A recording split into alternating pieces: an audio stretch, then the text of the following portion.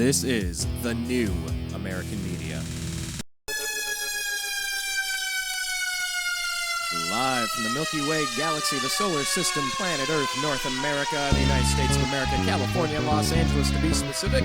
Hello everybody, welcome, happy Friday. My name's Brian Engelman and you are listening to the new American media. This is going to be a bit of a split show, a bit of a split program, because we're going to be talking with Oathkeepers Founder Stewart Rhodes about a whole lot of interesting stuff. Posse Comitatus, maybe about, I don't know, the police state, the ever-expanding police state, the Orwellian nightmare, martial law, all that fun stuff. It's kind of my phone a friend when we see things like the Boston situation, tragic as it was. We'll get into if there are any constitutional issues that were trampled on with the door-to-door searches and whatnot, but we'll get into that in just a second. But I say split show because I think we're going to, in post-production, split part of this away over to the Unhappy Hour. That's the sports show that we do, because Stewart is working with NASCAR. They have sponsored a NASCAR vehicle to spread information to people about the Constitution. And that's kind of what they do. At Oathkeepers, I met somebody at Occupy Los Angeles, yes, Occupy LA, and their card says, "We are Oathkeepers. Will you honor your oath? We swore an oath to defend the Constitution against all enemies, foreign and domestic. We did not take an oath to obey unlawful, immoral, or unconstitutional orders from politicians." So it's an interesting group. It was founded by Stewart after Hurricane Katrina. I'll let him maybe hit reset and get you up to speed with where they're coming from, how they got there. I don't want to put words into his mouth when we have him on the line. So let's bring him in right now, Stewart Rhodes from Oathkeepers.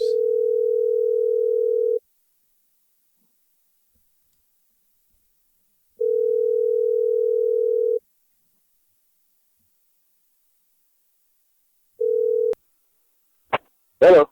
Hey, Stewart. Welcome back to the program. You are live on the air, sir. How's life? I'm doing fine. How are you? Oh, I'm living the dream. Can't complain too much. It's been a long time since we've talked. I really don't even recall exactly how long it's been, but long enough where we figured we had to bring you back in. So I was briefly explaining to people, Stewart, that your organization, that you founded it after Hurricane Katrina, and I just kind of left it at that. Could you maybe reset for people that aren't familiar with you guys, how you started and why you're doing what you do? Well, what happened here is I was working in the Ron Paul campaign in 2008, and when it became clear that he was not going to win the nomination, I knew we were FUBAR. Whether it was John McCain or Barack Obama, it didn't matter. We're both oath breakers. But the real motivation for doing this was, of course, Katrina was a big wake-up call, but even before that, the use of enemy combatant status on American citizens, the detention of Jose Padilla in particular, a U.S. citizen who was detained for 3 years in a military brig. That's what really scared me when I was a student at Yale Law School. I studied that issue in depth. And now we see with the NDAA is just a continuation of that. And now Obama is using predator drone strikes against American citizens overseas, but there's no real separation between them over there and us over here. If he can do it to an American overseas, he can do it here eventually. And so that was the big thing that really I saw, the ticking time bomb that needed to be stopped. And we figured that, the politicians have, with very few exceptions, shown themselves to be consistent oath breakers, and the same goes for the judges and the lawyers. And so we're going to go to the guys with the guns and buy the freedom movement more time by getting them to, at least have a doubt in the bad guys' minds of whether the orders will be followed or not. Well, you know what? I think let's just jump right in there, because we're talking about enemy combatant status, and I was going to kind of work my way into Boston, but whatever. Let's just jump right into it right now. There was that conversation. You have the Lindsey Grahams and the John McCains of the world to say they're enemy combatants. We should hold them and torture them, and no Miranda. And I'm just saying, right. This guy, I don't care where he's from, Dagestan, Russia, Pakistan, I could care less. If he's a citizen of this country, he has rights, because at any point they could someday turn their finger on you, and you would be the person that would just be disappeared without any rights indefinitely. What were your thoughts on that conversation being had in Congress, in the media? Do we just grab this guy and torture him and disappear him, or does he have rights as a citizen? I mean, what were your thoughts on all of that? Absolutely. He has the same rights as you or I. And the Treason Clause is on point. Article 3, Section 3 of the Constitution defines treason as making war against the United States or aiding its enemies. And so that's what they're accused of, and that's the proper remedy is a jury trial for the crime of treason. And it also adds that it requires two witnesses to the same overt act or confession in open court. And you hear people saying, well, but we know they're guilty, and so they shouldn't have due process rights. Well, that's not how our Constitution works. And if people don't like it, they can propose an amendment. Until they've amended the Constitution to allow the government to just do what it wants with people, then they have the same rights as you or I. And they should be there. Those rights are important because what they really want to do is say, okay, we want the president to be a dictator. The same power of life and death as Joseph Stalin enjoyed or Adolf Hitler. And they're so mad at, Islamic terrorists and so angry about it that they're willing to scrap the Constitution and repeat the exact same abuses that our forefathers fought against. And one of the Declaration of Independence, one of the listed grievances in the Declaration is denial of jury trial. So this is the same crap all over again, but now it's the name of the terror. And so you've got, unfortunately, many Americans, even political right now, who are just fine with Obama having the power of life and death over all of us because they want him to get the bad guys. We saw that in Boston, too. People are willing to throw the Fourth Amendment out the window, and if you dare to question it, they say, well, you're not being patriotic. We're fighting against Muslim terrorists here. And so the Boston might actually end up being like another tool for the neocons to further brainwash more conservatives into buying into this idea of unlimited warfare, even against the American people. Well, I want to get to the Fourth Amendment, what was going on there once everything started happening and they started going door to door. But I want to just jump back real quick to the right to due process and trial really quick, because in our nation's history, we also had the Salem witch trials. Just on an accusation, we're going to grab you and tie you to a stake and light you on fire. There's things we're not supposed to be doing in this country, and are people like you and me, are we in the minority, Stewart? Do you think that there are more than 50% of the people that don't understand how vital this is? Because sometimes, so I have good days and bad days. I have hope and I have promise, and I think that we're going to get this thing figured out. And then some days it's just I could roll the dice and close my eyes. I don't even want to see the results. You're on the ground. You're talking all across the country. What's your instinct as far as do the American people understand this? Well, the majority of them don't. And the great majority of them, first of all, don't even know what rights they have. If you were to ask the majority of them what the Treason Clause says, they'd look at you like you had two heads. And quite a few of them don't even know the history of the American Revolution and why it was fought. They think it was overtaxation. They don't realize that among the allegations were denial of due process, denial of jury trial, being taken across the seas, retried in England, the application of the court's admiralty instead of jury trials, warrantless searches. I mean, they went through all of the stuff that you see in the Bill of Rights. The Bill of Rights is meant to prevent a repeat of the abuses they had suffered. But Americans are completely ignorant of that history. And also, if you were to quiz them on the Bill of Rights, they have no idea what's in it. They don't even know. And so, the majority are clueless. But this is defined by minorities, by dedicated, tireless minorities. And what's good is that there is a large and growing minority group. And I don't talk about racial minorities. I mean ideological minority. There's a large and growing segment of the population that is awake. I would count all the Ron Paul people, all the Barry Goldwater conservatives, Chuck Baldwin type people, the Patriot movement in general, and the freedom movement even broader is now more and more awake to these issues, and they are paying attention, and they do understand how dangerous this is. And so that's the silver lining in the otherwise stormy cloud. Well, let's jump then over to the aftermath of Boston, because one of the main things that's really starting to get to me, obviously with George Bush, because some people say, oh, you guys are just crazy Republicans and you just don't like our president. You have a personal vendetta against this guy. And I say, no, I'm not a Republican. And I had a big problem with the Patriot Act, and it's still there, and this Democrat re-signed it along with the National Defense Authorization Act. But, and so I'm not a big fan of warrantless wiretaps, digging in and violating the Fourth Amendment. What I'm getting at, Stewart, is the Fourth Amendment. Everybody knows the First Amendment, and they say, oh, yeah, it's separation of church and state. No, that's not what that means, guys, but that's a good start, I guess. We can something to build on. But for me, the Fourth Amendment here is illegal search and seizure, having the ability to be safe in your person and your possessions against being grabbed by the ankles and shaken upside down. And your home. Right. Yeah, and your home. So let's talk about that, because the Patriot Act stomped all over that. The NDAA violated just about everything under the sun. And let's talk about the aftermath of Boston a little bit, as far as what was going on door to door, any connections between military and local police, Posse Comitatus. I'll just open it up and take it wherever you want to with all that. Well, what happened in Boston is you see, once again, the rationale that, well, the Bill of Rights is for peacetime. When it's really bad and during a serious emergency, you got to throw it out the window. Like in Katrina, they threw the Second Amendment out the window and said, "Oh, this is such a bad emergency that we got to disarm everyone." And they disarmed not just looters, but also, peaceable Americans just trying to defend their homes. They disarmed them under this concept that an emergency somehow sets aside your rights. Well, Boston was very similar. It's such a bad situation, and this guy is so dangerous. We got to set aside normal law, the Fourth Amendment, and just go house to house, make everyone come out of their house at gunpoint, and search all the homes. And so it's the same mindset, though, that that's all well and good in normal times, but when it's really bad and really serious, we got to go pull out the stops and do whatever it takes. That's the mindset. And as I said on that day, I was at Lexington Green, like 7 miles down the road from Watertown, and I said it's perverse and disgusting to see Americans behave this way.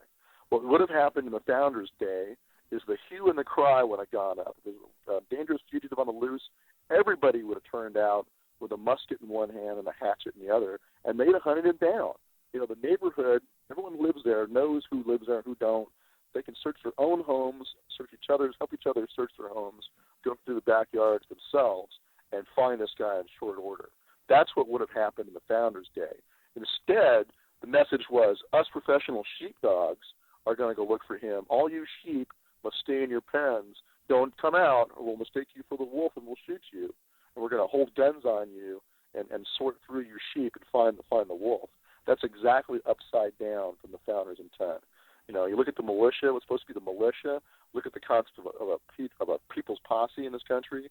That's what's supposed to handle things like that, is everybody turns out, everybody's a soldier, everyone's part of the sheriff's posse, you all turn out, not hide away in your house and let the professionals handle it, upside down. And so that's why you saw that kind of abuse, and that's why you saw all the sheep cheering and applauding the violation of their rights. Well, you said something a little bit ago about during peacetime and versus times of stress and turmoil, what is the Bill of Rights there for? And it's exactly during the horrible times that it exists, because people bend the rules. And whether it's Hitler with the Reichstag event, there's so dig through history enough. I don't need to tell you, but in times of stress and turmoil, that's exactly when you need to cling to the Bill of Rights and stick to it. When you said that, it reminded me of the famous George Bush line where he says, "I've abandoned the free market principles to save the free market system." Okay, pal. Right. Great line. Great line. And what you referenced a second ago, I believe it was the Sam Adams quote. It does not require a majority to prevail, but rather an irate, tireless minority keen to set brush fires in people's minds. And watching all of this stuff, can you explain Posse Comitatus? Because when you see the military working with the police, some people don't see anything wrong with this. Some people don't understand the historical context and what rights citizens have when either police or military knock on your door and say, "Open up," and you say, "Show me your warrant." Can you kind of like set the stage for us with that as to why this is relevant today in 2013? Well, I mean, this was one of the causes of the American Revolution, what they call writs of assistance. That's where a British customs agent could go search anywhere he wanted, and he could compel people in the community to help him search. And he did not require showing a probable cause to a judge. So it was warrantless searches, just a broad grant of power to search anywhere he wanted. And that's very much what happened in Boston. Now, you hear some people talk about, well, it was hot pursuit. Well, hot pursuit is where you hear screams coming out of a house. You see the guy run into a house, a particular house. It doesn't apply to an entire town. I've never heard hot pursuit ever been excused away or applied in any case law to an entire town. it requires probable cause that a crime is being committed on the spot or a warrant from a judge. So you'd have to see, some evidence. Like here's what should have happened. And this is after talking to my cops with an Oathkeeper. It says, look, what you do is you go down the street, you knock on the doors, you ask if you've seen anybody, you ask if everyone in the house, is everybody okay, that kind of thing. If you have any doubts by talking to one person, you ask, well, can you bring your wife over here to talk to us too? And you look in their eyes and you see if they look like they're under duress. If they're under duress and you can see some stress in their eyes, then maybe they're being held hostage by this guy. So that it gives you an indicator. Oh, okay, now we got a problem with this particular house. We got a reason to come in and search it. Not everybody come out of the house at gunpoint, pointing in M4s on families, bringing them all outside. It was like a scene out of Nazi Germany. All the little kids with their hands up and everyone looking terrified with M4s pointed at them to go search in. You don't do that in a free country. And Posse Comitatus, all that really was after the Civil War a reaction to the use of federal troops in the South while the South was being occupied during Reconstruction. There were a lot of abuses. And so it was a federal law attempting to put the genie back in the bottle, saying, look, you can't use federal standing army troops to enforce the law. Now, but you look at Article 1, Section 8, what's it say Congress can use a militia for? It can call forth the militia of the several states to do three things: repel invasions, suppress insurrections, or execute the laws of the Union. And so there is a law enforcement function for the militia, but not one for the standing army. And so that's where, and the problem with Civil War aftermath is it wasn't just militia, it was, Union troops being used to enforce federal law. So the militia can do it if they're called up into federal service to execute the laws of the Union, but not the standing army. And so that's kind of the difference there, a little bit of a wrinkle. That yes, if you really had a real serious state militia again, you could use them to enforce federal law. But in the wake of Boston, who should be doing that? It should be the local PD and the people getting together as a team to hunt this guy down, not treating everybody like a suspect and throwing the Fourth Amendment out the window. Well, if you look up the definition of militia, just grab any of these online from Wikipedia. It says generally refers to an army or other fighting force that is composed of non-professional fighters, citizens of a nation or subjects of a state or government that can be called upon to enter a combat situation as opposed to a professional force of regular soldiers. Right. In 2013, though, if you hear Chris Matthews or Rachel Maddow talking about a militia, and throw in X amount of neocons on the other side as well, you hear the word militia, you think freaks, you think loners, you think outcasts, frankly, you think Unabomber-type people, you think it has a negative connotation. How do you think that's happened over the years? It's been demonized during the 90s because of the private militias that sprung up in reaction to Waco and Ruby Ridge. And I don't blame them, but the problem is our enemies have been very successful at demonizing them. That's why what we think they should be doing is focusing on getting a militia established by a county government or at least a town government. That way you're part of the local government and you've got that covered. Kind of like with the sheriff's posse.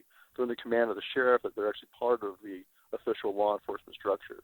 So that's what we think we should do to revitalize and take back that name. You need to have it. And this is what's important when you're looking forward or looking to the future here. We're facing a very likely economic collapse in this country. Because we don't have a militia made up of the people, we have a very weak population. Look at Boston. Look at those people. They're not taking care of themselves. They're relying on professionals. And that's not what the founders intended. If you rely on a professional warrior class, sooner or later they will be used against you. I served as a paratrooper in the Army, and with Oathkeepers we're trying our best to get the guys in current service, military, and police to do the right thing by their oaths.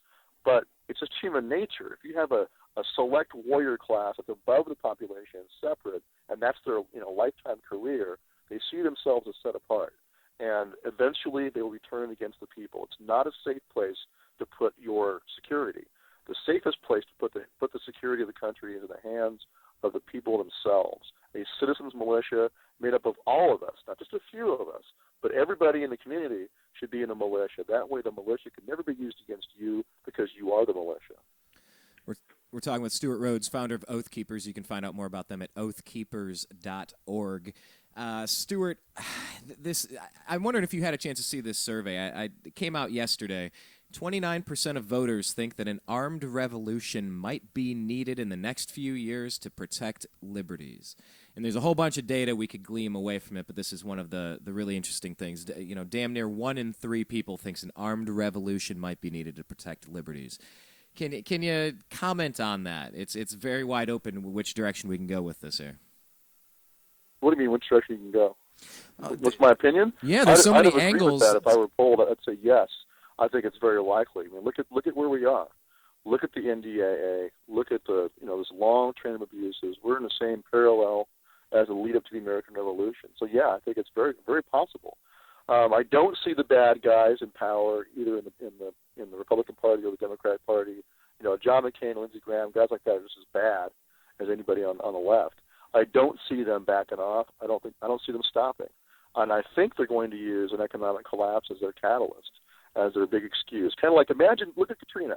Because it was such a bad emergency, you had more of the military and police going along with it.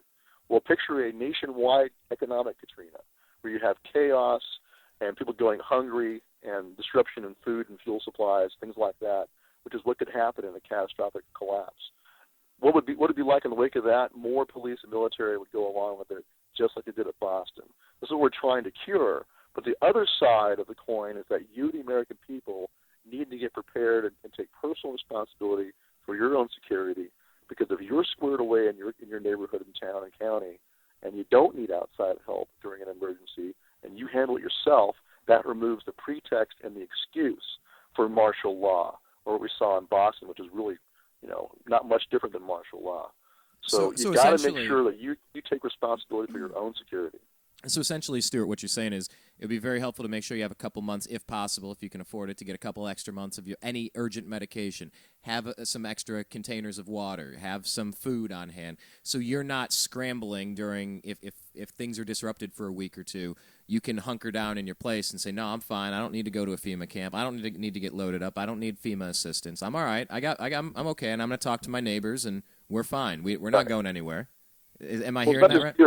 It's your neighbors too. You've got to be the security force for your community. That's why I encourage everyone to start a neighborhood watch. There's one thing you can do right now on your own without government support or help. Just go start a neighborhood watch. But work to establish a county sheriff's posse. If you have search and rescue or volunteer fire, go join it. Strengthen whatever is there, but do your best to put in place what's supposed to be there, which is a sheriff's posse and a county militia. If you don't have those two critical elements, you're not ready, okay? So those are your ultimate goals, is a strong posse. Look at Arpaio down in Arizona. I don't like some things he does that are in violation of the Bill of Rights, but one thing he's done right is he's got a 3,000-man posse. And I talked to some of those guys this last weekend down there when I was at Prepper Fest, and they're very squared away. He's got some very well-trained guys in that posse. That is a game changer. It's a game changer for keeping the peace during emergencies. It's also a game changer when you're dealing with the feds. They can't just walk in there and arrest Arpaio. It's a big can of worms for them with 3,000 guys on his side. So I really encourage, look at Kansas right now. Kansas just passed a nullification bill that criminalizes any federal intrusion in the state that violates the Second Amendment. And what was Holder's response? He wrote a letter saying, well, we're going to continue to go do these things whether you like it or not. And so, Kansas has to have hardcore posses ready to back up their sheriffs and ready to stand next to him when he goes to arrest a federal officer. He can't just be by himself. And now Missouri did something too. They passed something a couple of days ago. Did you catch that one? No, I missed that, but several states have. I've been flying all over the place. I haven't caught up on that. Yeah, this is a couple of days ago. I just pulled this up here. It says, let's see, the Second Amendment Preservation Act successfully made its way through Missouri State Senate Committee on Wednesday. This was maybe about a week ago, bringing the state ever closer to protecting the natural rights of the citizens. And it's basically saying that they're not going to enact any federal gun control measures, something along those lines. So, I mean, you're seeing different states stand up. Bill, right. This is the one, I believe it's based on the draft or the model by the 10th Amendment Center. The nullification bill, it says we consider this null and void. But Kansas went one step further than declaring it null and void and actually criminalized and said there'll be criminal penalties for any agents that come inside the state and try to enforce this stuff. that's what's really interesting about Kansas.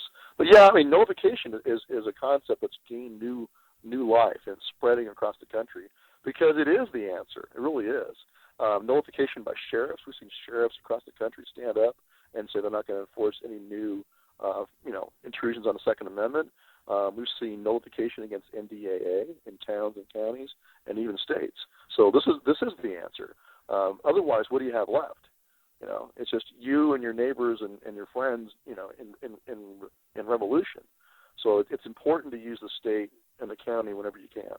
Well, let me ask you about this, because this is kind of related. I want to ask you about this. I want to kind of then parlay it into just kind of going into a general overview about what the mission of Oathkeepers is, how people can get connected with it, and what you ultimately see happening across the nation. And then I want to get to what you got going on with the NASCAR stuff here. But this is, I guess this is very related, because what we're doing now, I mean, we're communicating instantaneously. This is going to be disseminated on Twitter, on YouTube, on Facebook, all that stuff.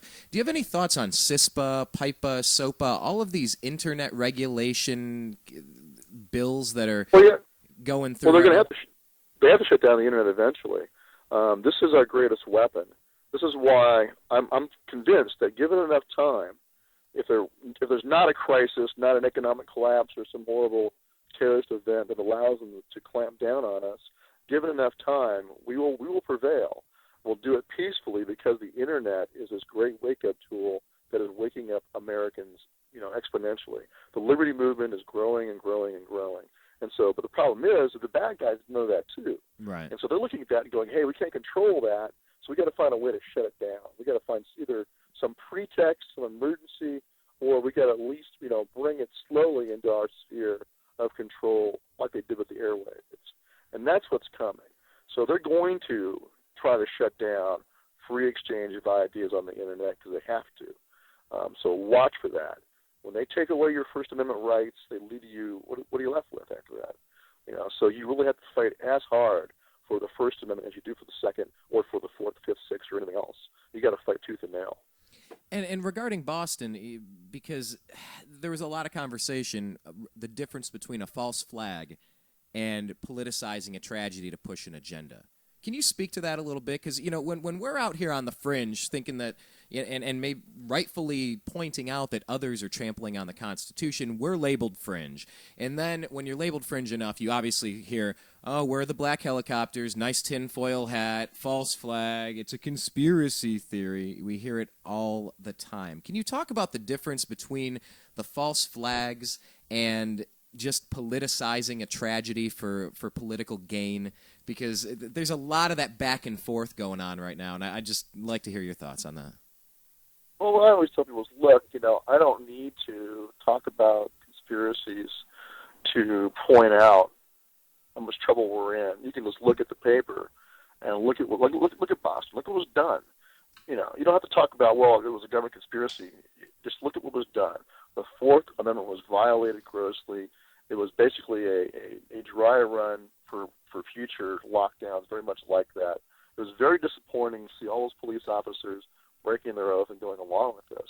So it shows me we have a lot of work to do. But on the other side of the coin, is false flags do happen. Like you said earlier, the Reichstag fire. It was set by the Nazis themselves. And they also did a faked attack from the Poles to justify invading Poland. So they used false flag at least twice. And so it does happen. You do get regimes throughout world history that in order to manipulate their own population, they will attack their own people. And then you had Operation Northwoods here in the United States. It was a plan proposed by the chiefs of staff to President Kennedy to fake terrorist attacks from Cuba to justify going in after Castro. Thankfully, Kennedy didn't listen to them. But anybody who tells you that there's no way the American government would do that to its own people, they're naive. They're not paying attention to history. And once again, human nature. But even if it's not something caused by the government, they're taking advantage. Every crisis, everything that happens, the solution is always the same. Give up more of your freedom, give them more power. That's the only answer. Look at Newtown. The only answer to someone coming into a school and killing teachers and kids is not the logical first common sense answer is to arm the teachers so they can shoot him. But that's not their answer. Their answer is to disarm all of us. Go after all of our guns to keep kids safe in a gun-free school zone. where the criminal is never going to obey the law and is always going to go find a weapon and bring it in there. So but that's their answer, because their real goal is to disarm us. They don't care about stopping school shootings. In fact, it's less than they want to do. They want to continue to use that crisis. Don't let the crisis go to waste, as Rahm Emanuel said. And every time someone dies, they will use that as an excuse to go dance in the blood of the victims and get more power for themselves and strip you of your rights. Whether it's John McCain and Lindsey Graham in the wake of Boston, or whether it's the rabid anti-gun left in the wake of Newtown, it's the same song and dance. More freedom must be given up on the sacrificial altar to save you, to keep you safe. And can you address the people that, because you're seeing it on MSNBC right now, Stewart, they've kind of given up a couple of angles, but now they're really leaning into, well, what's wrong with universal background checks? Why do you have a problem with background checks? What is your answer? What is the problem with background checks, Stewart? Well, because it's registration of gun owners. They're going to then know who has the guns, and registration eventually leads to confiscation. In fact, that's the only way they can do it. They can't confiscate the guns if they don't know where they are. So the first step is always registration, universal registration, which is what a background check is. And then they go for the confiscation. This happened in California. People had to go and register their guns in California. They were allowed to keep guns there, after the passed the little assault was banned back in '94. Well, then now they're going after the guns. So they use the list. This is what's happened throughout history. They use the registration list. They use the list of gun owners to then later on go and round up the guns. And then after you're disarmed, then the mask comes all the way off and they murder you. That's the pattern of the mass murder and genocide that we've seen, or democide, killing of people by their own government. Whether it's Stalinist Russia, Nazi Germany, Pol Pot in Cambodia, the Armenians who were slaughtered by the Turks, it's all the same. They disarm you first and they kill you. And so in this country, as we talked about earlier, we're all supposed to be well-armed. We're all supposed to be citizen soldiers and the militia. And the goal of the anti-gunners has always been, they said so themselves, is not just registration, not supposedly reasonable background checks. That's a step towards their ultimate goal, which is to disarm you. They believe that only the government should have weapons.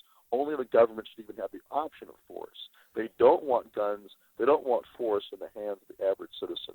They want it only in the hands of the professional police and military, who they think are going to be loyal to the regime.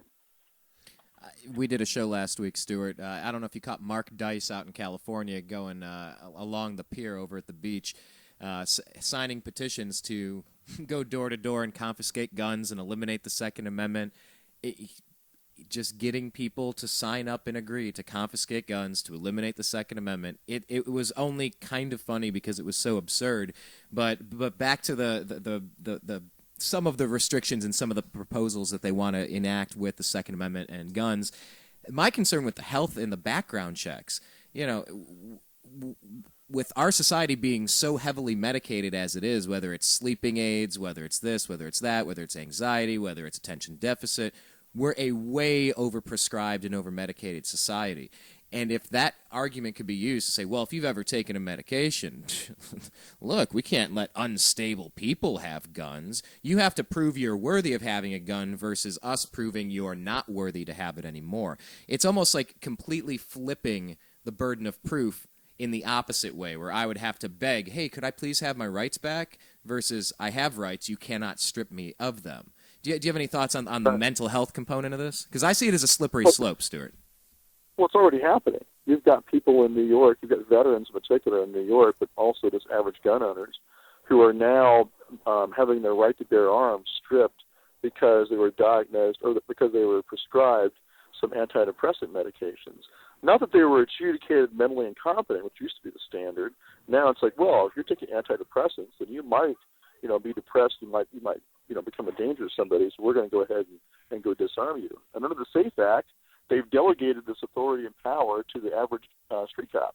He could pull you over and say, I think this person is potentially mentally unstable. I'm going to go ahead and designate them as someone who can't have guns. And the VA is doing it to veterans across the country. They're sending these letters saying, we have determined that you are no longer competent to disburse your own VA funds. You're no longer competent to handle them even give you for your disability. And whether it's because of a mental or physical handicap, you can't handle your own money. so we're going to designate you as somebody who cannot have firearms. So once again, not the standard of adjudicated by a court to be criminally insane or criminally incompetent, but just some guy in the VA, some flunky bean counter, saying, well, he can't handle his own bills right because his wife handles the bills for him, or because he's in a wheelchair with no legs, he can't get around well enough to handle paying his own bills. So they're lowering the threshold and making it a very arbitrary standard. And what are they really doing? Who are they disarming? They're disarming the veterans. So this is what they have to do. That's their future military opponents, and they know it. They're going to disarm them all they friggin' can. But they will use everything. Stalin did the same thing. He used mental health designations. If he didn't want to send you off to accuse you of being a traitor and send you off to the gulag, instead he'd say, well, you're mentally insane. You criticize the party, that you must be insane, and he sends you off to an insane asylum. This is the same kind of stuff being used here. They're going to use every part of government that's there that they can use as a weapon they will use against you. Well, we have 4% of the population, according to this statisticbrain.com, we got 4% that are on welfare. We have 46.7 million people receiving food stamps. You've mentioned that if the currency collapses, it would be very easy to enact, well, it's an emergency. We got to, like you said with Rahm Emanuel, we got to take advantage of this emergency. You can't waste this opportunity. There are a lot of people that might be more willing to go along with things because there's a lot of people in difficult positions right now. And I think that goes back to your point as far as getting yourself in order and getting your neighbors and your family, just trying to impact the sphere that you have influence over to make everyone stronger so that it's not so easy to go along with illegal, dangerous, really bad stuff like that. And, the background checks, all this stuff, it really... It concerns me. It's the same way that Obamacare is a Trojan horse for a single-payer system. They've said it behind closed doors. They've said it behind the scenes. They don't want it getting out there. It's been out there. It went through. But it was one step to get to the ultimate goal, which is a single-payer system. It's the Trojan horse. Just get your foot in the door, and you're never going to get rid of the house guest. And it's here now. It's the tentacles are growing in. And, it's such an easy thing to say, well, we got to protect the kids, right? We got to protect the kids. But, the only thing that ever stops a bad guy with a gun is a good guy with a gun. That's it. And if the citizens can't be trusted to do that, I don't know what society we have left. But anyway, I wanted to ask you one more thing before I get to just kind of your pitch to people, how they can get involved with Oath Keepers personally.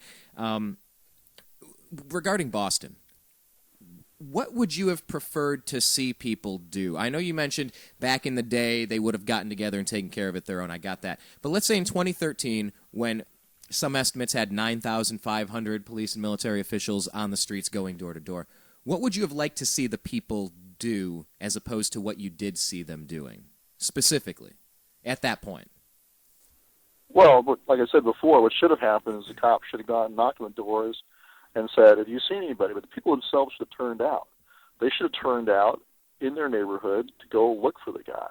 You go walk up to the widow down the street and knock on her door and ask if she's okay. Go look for any sign of break-in.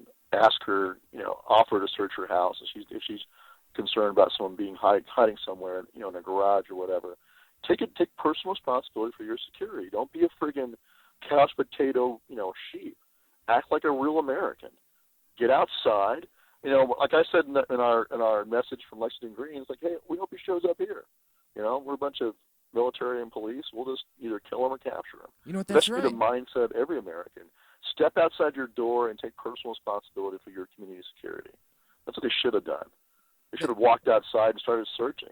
That's right. You mentioned that earlier, and I didn't get to expand on it. You were, and our buddy Dan Johnson with Panda, I was talking with him earlier, and I think he mentioned that you were right outside there. I think you just said that as well. I think Dan was right around the corner as well. What were you out in that neighborhood? That's a weird time to be right around the area of the bombing. What were you out there for?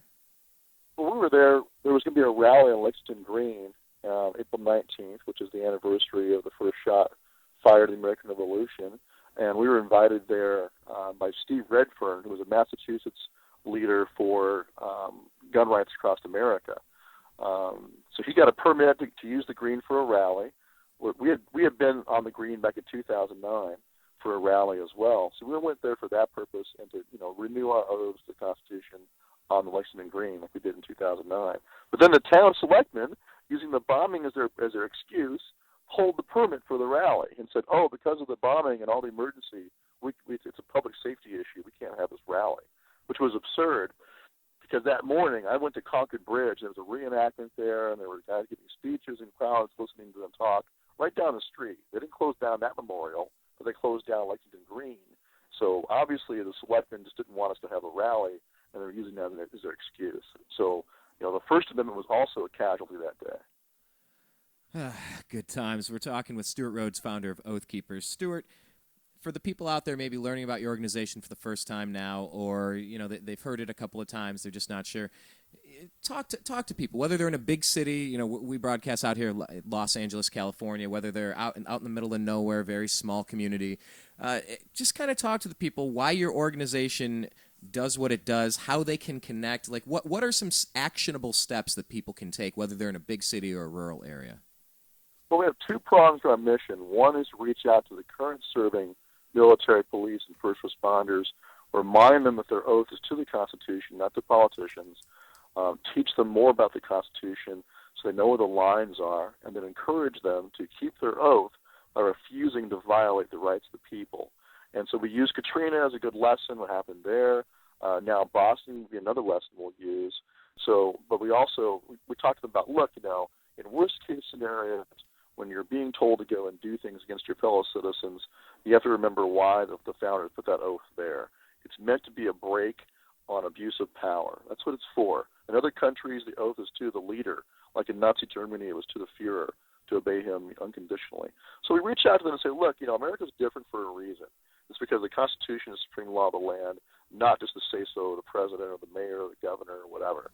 So you have a duty and responsibility to say no. The Nazis tried to defend themselves at Nuremberg by saying they're just following orders. That was not a valid defense. We hung them. Same goes for you, bud. You have a responsibility and duty to do the right thing.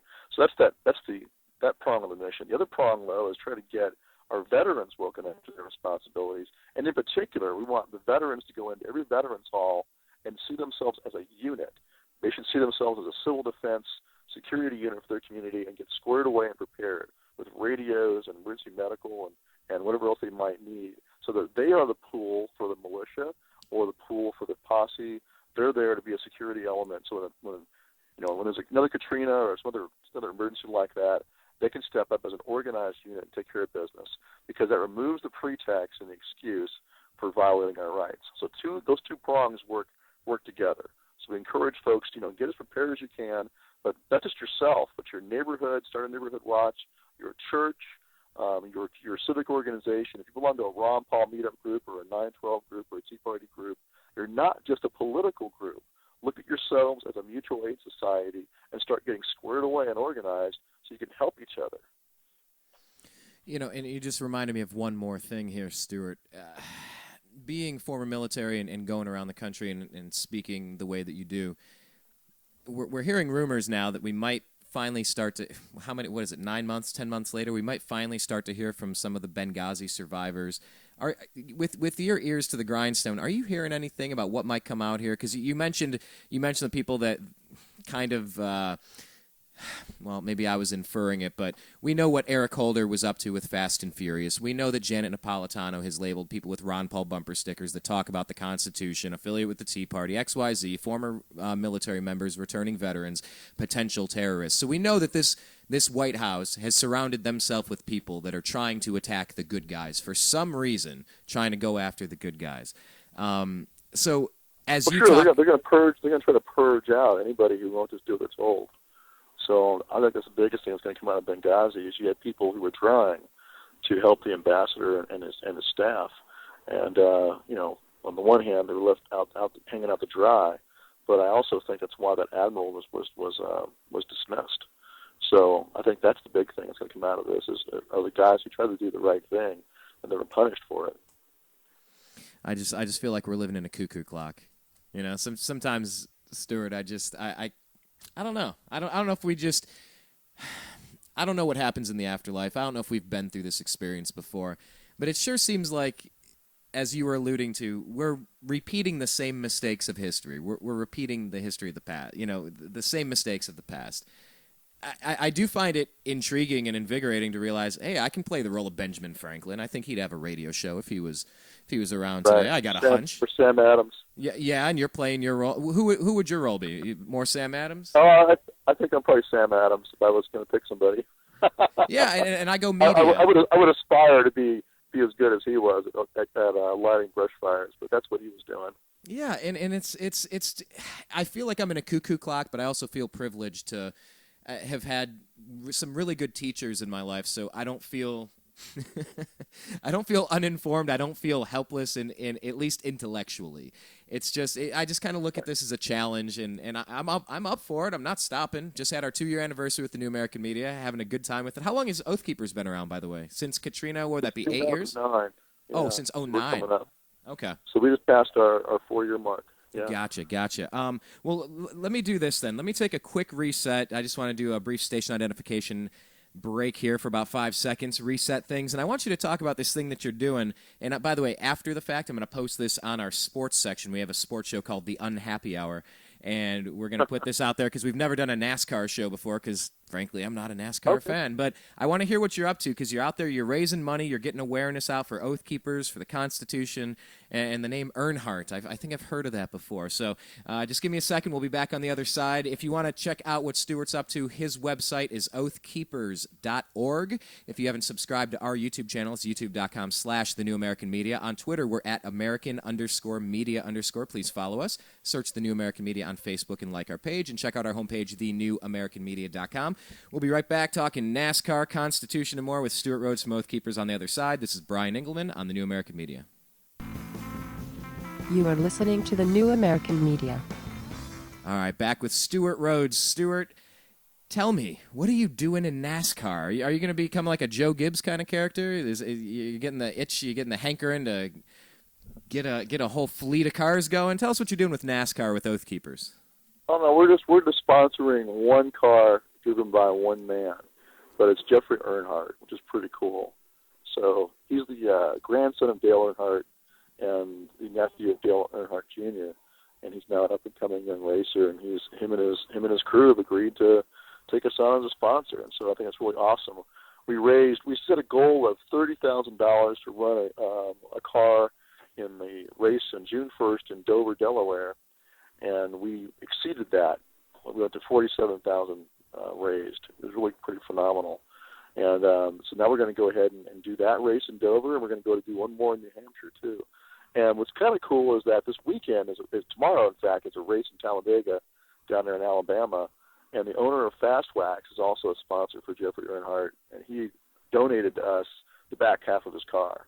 So it's Fast Wax up front on the hood, and then it's Oathkeepers on the rear quarter panels. So he gave us it's worth like $15,000 that spot on the car. So he just donated to us because he's a gun owner out of Colorado. He's upset about what's going on in Colorado right now, and he likes what we're doing. So he just stepped up. So actually, tomorrow will be the first day you'll see an Oathkeeper car zipping around the track. So pretty cool. An Oathkeeper car. I'm looking on your website right now here at oathkeepers.org, taking a look at. There's a donate now button if you go to the homepage. If you guys have a little bit more money than time, go ahead and donate to this. And so the point of this is obviously to get the name Oathkeepers out, but I mean I'm looking at the back panel, the back quarter of this car, and it says "We the People." Obviously, it's also kind of an outreach to explain the Constitution, to kind of remind people of some stuff. What type of benefits are you hoping to get from jumping in the NASCAR realm like this? Our target audience is military and veterans. A big part of it's military and vets, and a lot of folks that are in the NASCARs, active duty, watch it, and there's also lots of veterans that watch it. So this is our target audience. So we hope that it'll take Oathkeepers to the mainstream in many ways. We know that the Rachel Maddows of the world, the Chris Matthews of the world, are not going to give us positive press, and so we got to do it the old-fashioned way, word of mouth and through new social media. So we see this as a way to reach millions of viewers and reach out to more of our target audience. And we're also doing a billboard campaign, too, which is going to put billboards outside of major bases across the country, like Camp Lejeune, Fort Benning, Georgia, Fort Bragg, Fort Hood. Those are our targeted bases, and we've raised about $46,000 for that. And so those will be coming up within the next month as well. We're negotiating contracts right now with billboard companies, and those are going to be going straight to the troops. Now, talking to them about the obligations of their oath and how the NDAA is unconstitutional, things like that. Oh, okay. So a bit of a 100 level course, kind of whatever you can squeeze in on a billboard to just kind of with a quick. Well, then they go to our website, and it'll be like Oathkeepers / Marines outside of Lejeune, for example, and they'll go to our website and land on that page, and it'll be like, heads up, Marines, here's your obligations under your oath. Here's what's going on. Just kind of give it to them as fast as we can. Download it in their heads what's going on in this country and what their obligations and duties are.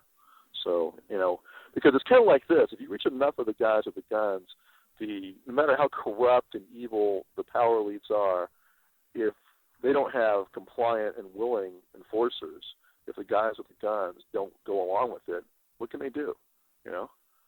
But we had one sheriff's deputy ride in from North Carolina when we first started up. He said, "You know what?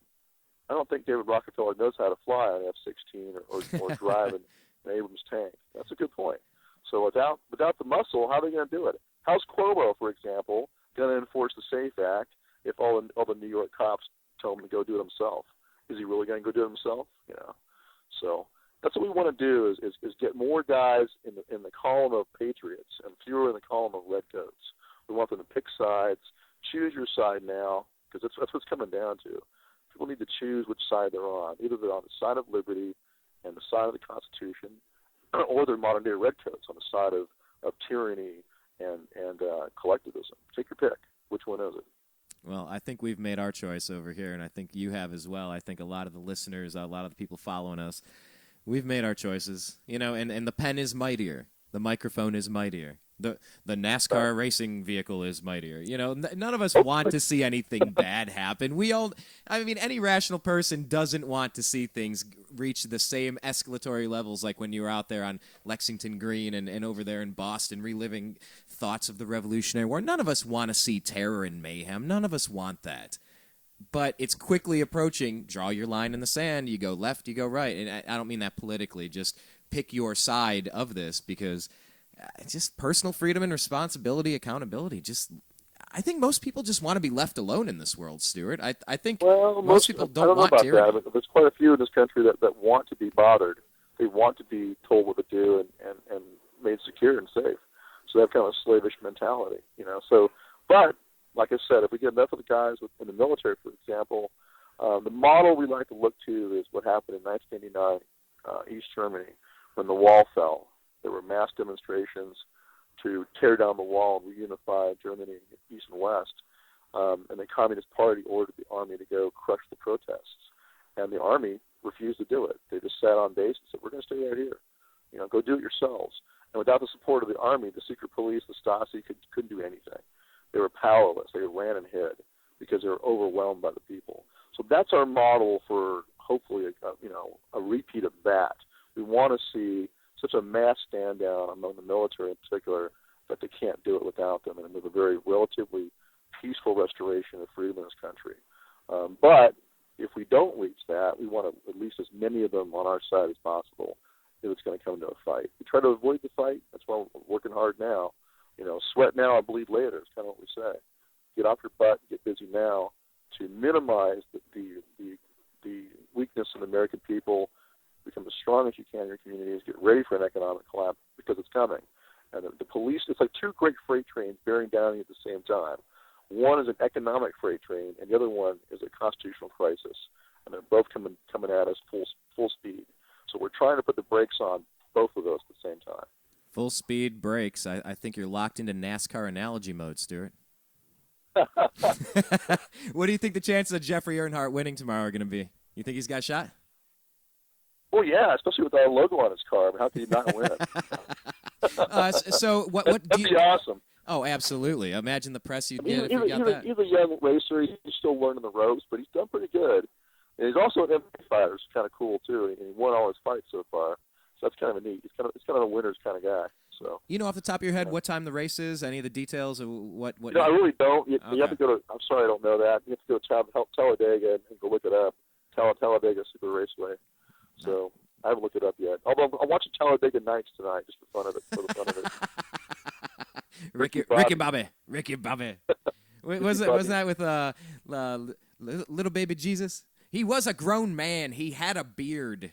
Yeah, that movie's pretty funny. All right, well, Stewart, I think I will actually pay a little bit more attention than zero to tomorrow's Talladega race just to see that car. And I'll rewatch it. You bet. Absolutely. I wish you the best of luck. It's a pleasure having you back on the program. Once again, this is Stewart Rhodes, founder of Oathkeepers. You can check out his website, oathkeepers.org, and there is, when you go to the page, it says, Let Freedom Roar on the track, donate now. So they've already overshot their expectations. They might get an extra race out of it, and who knows, if you guys help them out enough, it might just kind of keep going in perpetuity. But, hey, like I said, $5 a person is all it would take to keep it going. Everybody has a couple of bucks, you know, and that starts personally. Somebody came in front of a group I was with, and, you know, they were doing a relay for life thing, and normally I just continue on my own way, and I've just made the personal choice that I need to start giving back in multiple different ways. And yeah, like you said, a little here, a little there, $5. You never know. You can move mountains one stone at a time. We had about 1,400 donors. I'll bet you it's a whole bunch of small ones, you know. Oh yeah. That's what did it. No, that's very cool. Well, Stewart, let's not put this much time and distance in between our next interview. It's been a while since you were on before. Hopefully it doesn't take another crisis, some sort of Boston-style tragedy to bring you back. But I always do appreciate your insight. And once again, good luck with Oathkeepers and good luck with the race tomorrow, okay? Great. Thanks a lot. I'll come back anytime. All right. Take care, Stewart. That is Stewart Rhodes, founder of Oathkeepers. I love what they're all about. Just really quick. I didn't want to do this with them on the air, but I do want to read a little bit of this. I've done this before, but this is a little here. What is it? Like Rush Limbaugh? He'll do that thing where he's right here, and he'll do the thing with the paper. Sorry, I'm just being silly now, but I have this note card here. I just want to tell you a little bit more about Oathkeepers, just to round it out. This is part of what they hand out. It says, great pressure is being put on our military and peace officers to violate the constitutionally protected rights of the American people for whom the Constitution was written. Not on our watch. We hope to return to a constitutional republic free from fear and hatred. We hate only tyranny. We are oath-sworn Americans who want the Constitution returned to its legal and rightful place, intact as the ultimate law of the land. What we are not, says this Oathkeepers brochure, this little handheld, I'm trying to describe it. It's like two business cards folded on itself. It says, what we are not a militia. We are not advocating or promoting the overthrow of any government, whether local, state, or national. We are not advocating or promoting violence towards any organization, group, or person. We are not advocating or promoting the removal of any person from his or her elected office. We are not advocating or promoting that anyone in the judicial branch be removed or replaced. We are not advocating or promoting any particular form of government other than the constitutional republic which the Declaration of Independence and the Constitution defined and instituted. We are not advocating or promoting the rewriting of the Constitution, nor are we asking for an amendment thereto. We are not advocating or promoting any act or acts of aggression against any organization or person for any reason, including but not limited to race, religion, national origin, political affiliation, gender, or sexual orientation.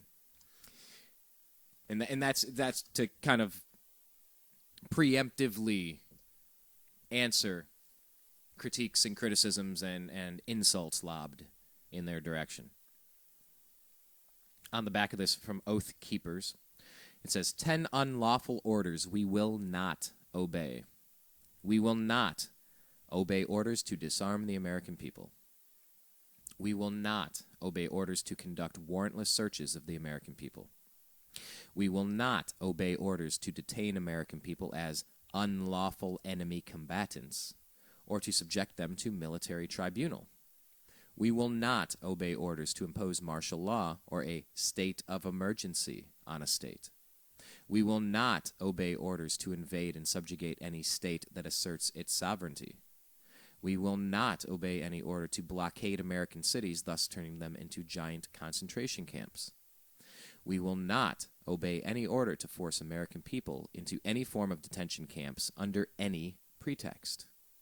We will not obey orders to assist or support the use of any foreign troops on U.S. soil against the American people to keep the peace or to maintain control. By the way, when I do that voice inflection, that's air quotes. I'm doing the air quotes. It doesn't translate to radio, so We will not obey any orders to confiscate the property of the American people, including food and other essential supplies. And finally, we will not obey any orders which infringe on the right of the people to free speech, to peaceably assemble, and to petition their government for a redress of grievances. Oathkeepers. Check them out, oathkeepers.org. You know, on the surface and in all the conversations I've had with Stewart, I talked with John Oatkin, talked to a few other people from the organization, different contexts. I like what they're putting out. You know, there's nothing Democrat or Republican about this stuff. It's constitutional. Remember, folks, the world's a scary place, but you don't ever trade your liberties for securities. You don't ever make yourself more vulnerable to be protected. Because that stuff's only temporary. You know, the Benjamin Franklin quote, "He who would trade liberty for security deserves neither and will surely lose both." I've paraphrased that 16 different ways, and there's about 50 different interpretations of that phrase when you look online, but something along those lines. Don't do that. But what you can do is you can check out Talladega with Ricky Bobby. No, you can check out the Talladega race tomorrow. And Oathkeepers NASCAR. That's pretty cool. That really is their target audience, though. A lot of military folks. A lot of veterans in that crowd. So, good luck to Stewart. Yeah, and really, I think this is my first NASCAR. I don't know that I've ever commented on... I don't think I've ever commented on NASCAR on the Unhappy Hour. See, the Unhappy Hour is the only Cleveland-based... Let me rephrase that. It's the only Los Angeles-based, Cleveland-centric sports show that I'm currently aware of.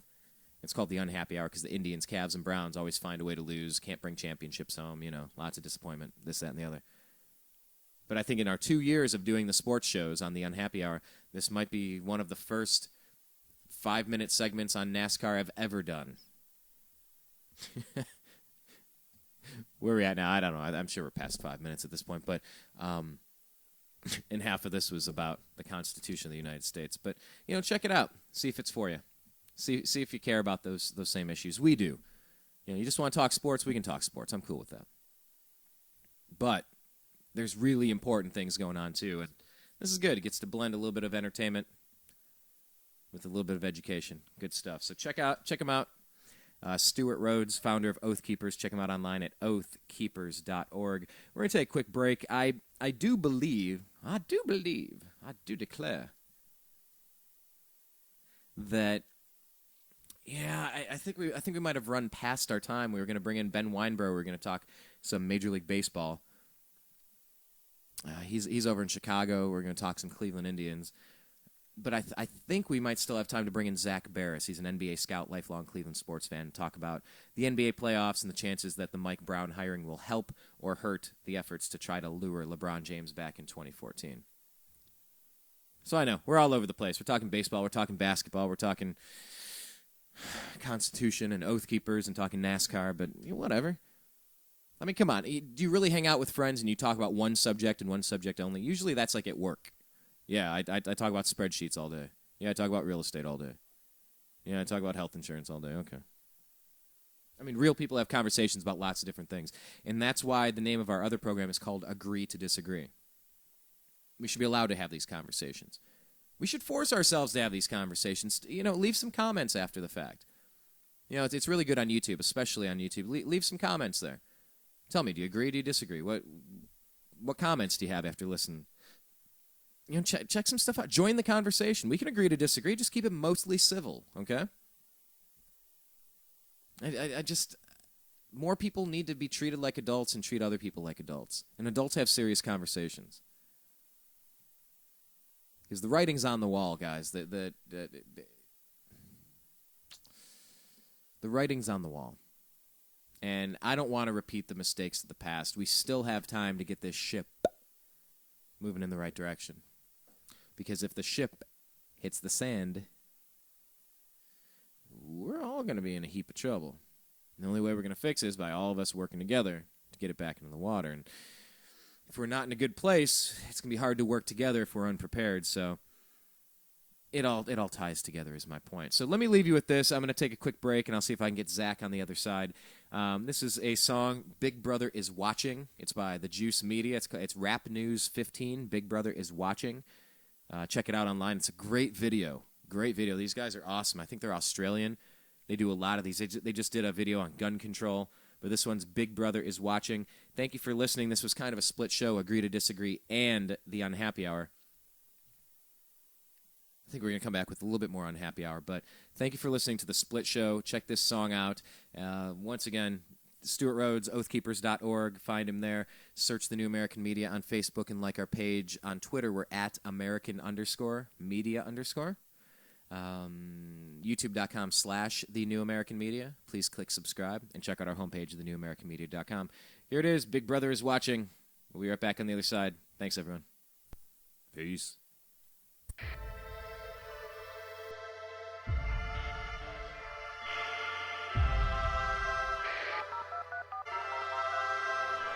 Welcome back, netizens, to this newest edition in Juice Media series of rap news journalism with me, Robert Foster. This evening we're actively delving in depth to facts which affect all of us who dwell on this internet, and we've got to give a special welcome to all the ladies and agents from the NSA, ASIO, MI5. Glad you're listening in, because today's show is all about surveillance and how it's spreading from the streets into our modems. As we speak, laws are being tacitly written in to implement ways of controlling the expanse of this internet, to keep us safe, we're told. But from whom? And will this place ever be the same if these plans go through? To find out, we connect with our first guest to comment on the matter. We're live at the Panopticon with General Baxter. General, son, good to have you back again with us. Explain why the state is spying on us. My fellow Oceanians, as you know, we've always been at war with Eurasia. Or is it East Asia? Either way, it's war and we need division to wage it. But now the proles are connecting online, bypassing these illusory divisions of race, religion, and nationality. Sounds grand to me. It's a catastrophe. Centuries of hard work are being undone, profits are vanishing, and it's due to the internet. It's empowering humanity. We need to get this snafu under control rapidly. How? Behold the latest weapon in the war of terror. Our greatest invention since 9/11. Guaranteed to keep us free and safe forever. I give you the surveillance state, ladies and generals.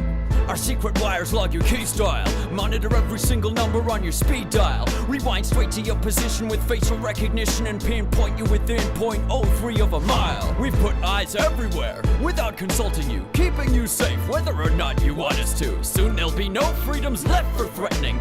Then we'll have won the war. Take that, terrorism. Brilliant. Thank you, General. We now interview our resident guru, Terrence Moonseed, for a different view. Greetings. How does this situation look? I have one word for you, Robert. Double plus on good. The world populace of 7.4 billion are all headed in the direction of Orwellian totalitarian oblivion. My voice is hoarse, yelling about stellar winds, cold chilling them and trap wire weaving through the world wide web we all dwelling in. Face it, the all-seeing eyes in all of our Facebooks like a virus, and in these iPhones with Siri, or should I say Iris. Next in line is RFID devices and mind shifts triggered by chemtrails the plague spray the sky with. This time it's too far. Check out the base they're building in Utah, where they'll be storing all your data for over a century. It's FUBAR. And under the outback is an entire tunnel of wires, an echelon base called Pine Gap to hijack our mother Gaia. Hey, maybe your mother's gayer. Boo-hoo. Why didn't you just kill yourself like most of your troops do? That's it. Now you're on the cast iron list. Hang on, General. Why weren't we informed about this? Sorry we didn't tell you about our grand plan before. It was meant to be a surprise, under wraps in a store. But some spoil sports had to go and ruin it for all by blowing whistles in spite of the damn law. Bill, Benny, and Thomas Drake are trailblazers for leaking these tactics. Hey, civil liberty activists, this is all legal. Anything we do now actually is. How did... You can't question my authority thanks to this. And that shit's global, people. In Australia, it's now legal for the government to store all SMSs, searches, and emails. Australians, it's taking place under your nose. Unless you wake up, all your data are belong to ACO. Come on, everyone knows. You can trust the government now. If you've got nothing to hide, you've got nothing to worry about. That might be the case with things that are happening now, because most people agree with most of the laws that are being handed down. But once the Illuminati reveal their agenda for you, this surveillance will enforce laws you no longer consent to. But by then it'll be too late to protest too. And anything you've ever said, typed or browsed can or will be used against you. I'm confused. So what should we do then? What should we do? Nothing. This is all an illusion. It's just a ride, a delusion, the Matrix, the Maya deceiving us. Oh, you hippies really make our job so much easier. Sorry to interrupt, but we're picking up a signal from beyond the space-time continuum. Quick, switch on the juice channeling portal. Wait, is that George Orwell? Good day to you. Wow, what do we owe this honor to? I tried to warn you noobs, but I see you are actually fools, or else you thought this was an instruction manual. Yes, so can you advise us? What would you have us do? An open and universal internet is the most effective tool you have to address the issues that afflict the world at hand. Therefore, protecting it is the most essential task that stands before your generation. I think I understand. Hush, man! You must not lose the internet. Heed this mantra. Who controls the internet controls the data. And who controls the data controls the future. We're losing you. I leave you with a tool to use. An onion? Don't be simple, Robert. This is but a simile. It stands for Tor. Tor? Google it. It's for anonymity. This onion router open network helps considerably against tyranny, but its abilities only work if all you use it consistently. And even if you don't use it, run it so its force swells. Thanks, Mr. Orwell. From now on, call me George Torwell. If we'd had such tools when I wrote this, well, it would have been so much simpler to tell Big Brother to go f*** himself. The mother sucking piece of shit. Thanks, George Torwell, for manifesting direct from this memory hole of history to impress on us these messages. We're told we need safety, which is precious, yes, but can a society that can enforce all its laws ever progress? Hindsight shows that many figures guilty of thought crime turned out to be luminaries and heroes before their time. But if a surveillance state had reigned then in this form and design, just think of all the progress we may have all been denied. Could lobbies for women's or gay rights have appeared and thrived? Would revolutionary ideals have materialized? Would science have pioneered or even survived if every word had been monitored by thought police and spies? Big Brother brings chilling effects, freezing our collective hopes. He doesn't protect our safety, but protects the status quo and threatens this internet, the one channel yet uncontrolled, whose openness we are now called upon to effect and uphold.